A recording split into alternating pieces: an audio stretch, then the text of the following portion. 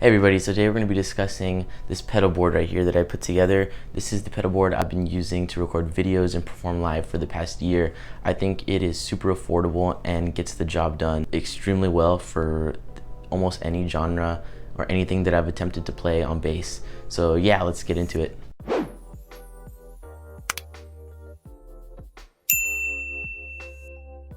Alright, so to start off, I'm gonna go ahead and give you the signal path for my pedal board right here and what everything does.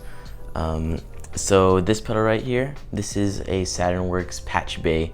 So this is pretty simple. If you don't know what a patch bay is, it just basically gets one in or one out. This is my in, this is my out, and it goes straight into the signal chain, and this comes out into my cabinet. So after that, it goes straight into my Polytune 2, and this is the Noir, or Nor, I don't know how to say it, edition. I really like this tuner. It's really accurate. The screen's super bright, and a lot of people use this one, and I completely understand why. After that, I run it into the soul of this whole pedal board, which is my Zoom B3N. This is where I get all my multi-effects processing and all that good stuff done, and I'll go ahead and run through it when I plug it in. After that, it goes into my MXR 6-band EQ. You can get an EQ in here, however, this is kind of just an overall shaping that I like to do after everything is done. Just tighten up the sound a little bit. After that, I go into my Electro-Harmonic silencer. I use this as my final gate, and just get out any of the humming or feedback that you get from the B3N's effects. After that, I go into my Boss pedal shifter. This is a pretty cool and unique pedal. What it does is when you press it, it makes the sound kind of fade out.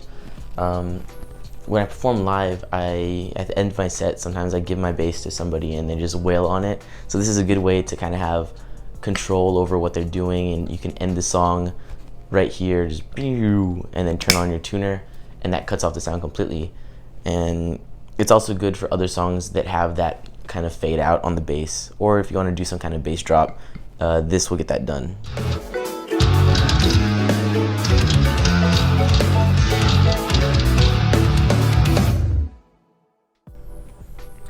Okay, so now I'm going to go ahead and talk about the patches that I have on my Zoom B3N.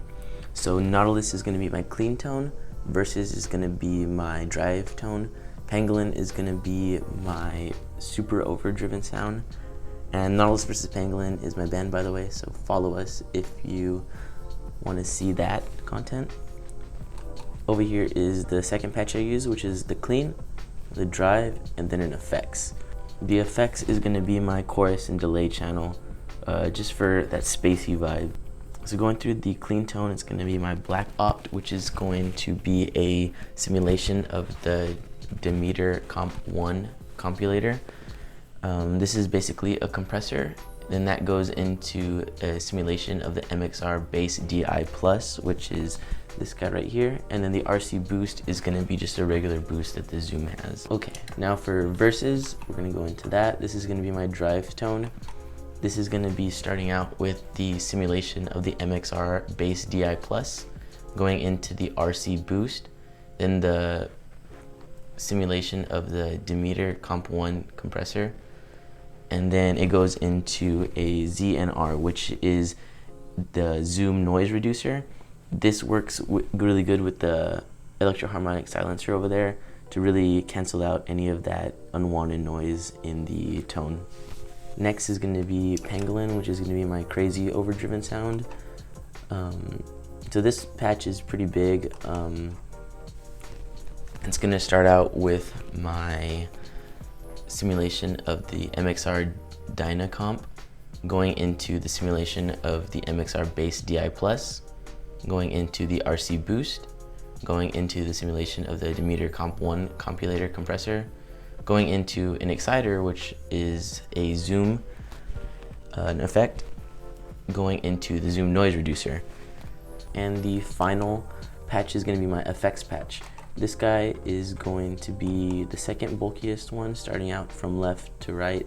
It's going to go through the simulation of the Demeter Comp 1 compilator compressor, into the simulation of the MXR Bass DI Plus, And then after that, it goes into a Boss CH1 Super Chorus model.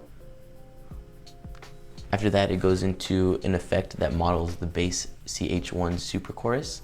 Then it goes into an analog delay simulator, which is a Zoom tone. And then that goes into Zoom's room reverb, and then into a boost over here. If you want me to go through any of the settings I have for these, just let me know if you want me to get more into depth with it. I had my friend Adrian Vitella go ahead and help me with this part of dialing everything in, and he actually had a big part in designing this whole pedal board too, so shout out to him. Go give him a follow on Instagram. So I'm going to be using my NS Design Wave 5 Radius bass. This is an excellent bass for all around playing. If you're playing any kind of funk, jazz, metal, punk, rock, anything, this bass will get it done. I definitely recommend checking these out and getting one if you're in the market for a bass. These are excellent basses, and they have a wide range of basses available on their market right now, so go ahead and check it out on the NS Design website.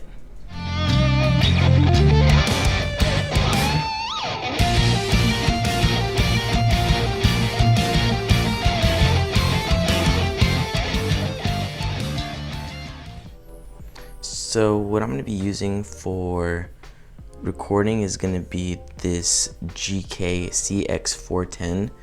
This cab is pretty cool, and it's been doing me well for live performances. So what I'm using for my head is this Harley Benton Block 800B. This is excellent for what I like to use, and it's super affordable. It's probably the most affordable amp for the price and the power. So the mic I'm going to be using is this Cobalt CO4. This isn't anything too fancy. I mean, you clicked on a video titled most affordable bass rig, so yeah. Were you expecting AKGs or something? So I'll go ahead and play a demonstration of the clean tone. This is going to be running through my GK cabinet and my Harley Benton head, along with the pedal board on the clean patch.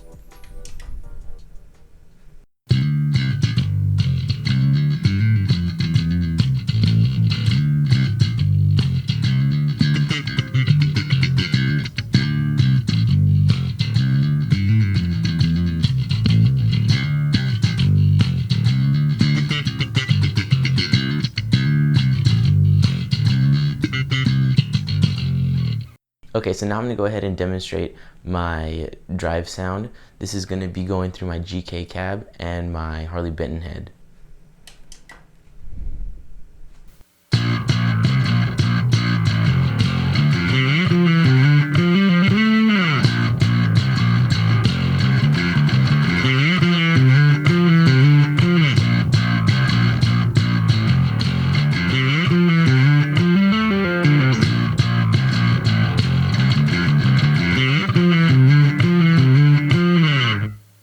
Okay, next I'm gonna go ahead and play my completely overdriven sound. So this is what that sounds like.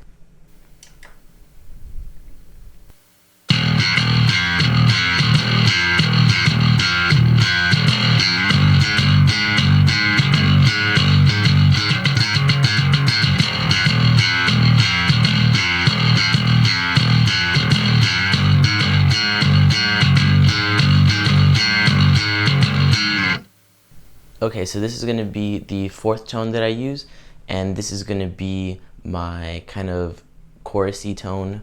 I like to use it when I tap. So yeah, let me show you how that sounds like.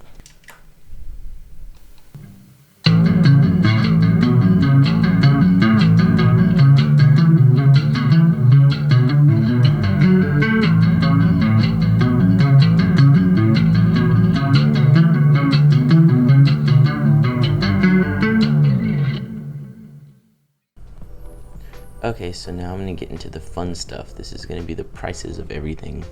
So the box that I have right here, I actually made it with my dad out of some scrap wood. So that was free. The actual pedal board that I got, The metal frame underneath was $26 from a eBayer in China. Took a while to get here, but it was worth the wait for the price. My SaturnWorks Patch Bay was $30. My Polytune 2, I got that for $51. My B3N, which I got this for $179. My MXR 6-band EQ, which I got for $50. Into my silencer, which was gifted, but I believe this was around $60. And then that goes into my PS5. These are kind of hard to get a hold of, so this was a little bit more expensive. This was around 80 bucks. All this is powered by my mini ISO brick, which I got for $76.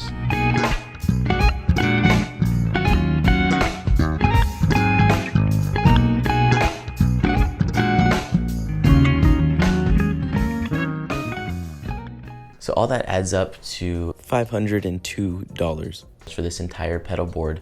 I think that's really affordable considering I've seen other YouTubers do videos on affordable bass pedal boards and the first thing on their board is a Helix Stomp, which this entire thing is cheaper than that one pedal. So yeah, that concludes the video. I hope you enjoyed and learned something about anything I use for my live tones and recording tones.